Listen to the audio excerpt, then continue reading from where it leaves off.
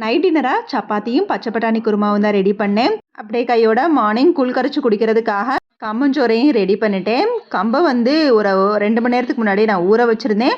அதையும் மிக்சர் ஜாரில் போட்டு 1 2மா அரைச்சேன். அதையும் குக்கரில் தான் எனக்கு ரெடி பண்ண தெரியும். கம்மஞ்சோரையும் குக்கர்லேயே நான் ரெடி பண்ணி வச்சுட்டேன்.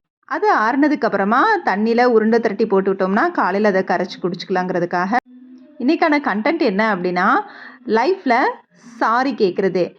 சில பேருக்கு சாரி நம்ம தான் தப்பு பண்ணோம் அப்படின்னு தெரிஞ்சாலும் சாரி கேட்கணுங்கிறது தோணவே தோணாது. நாம் எப்படி இறங்கி போய் சாரி கேட்கலாம் அந்த மாதிரி திங்க் பண்ணுறது.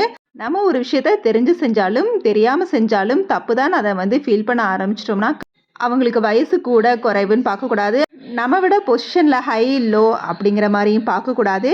நம்மளுக்கு தப்புன்னு தோணுச்சு அப்படின்னா கண்டிப்பாக நம்மளோட மன்னிப்பு கேட்டு ஆகணும். ஈகோ எப்பவுமே இருக்கவே கூடாது. அதுலேயும் மன்னிப்பு கேட்கறதுக்கு கண்டிப்பாக ஈகோ பார்க்கவே கூடாது.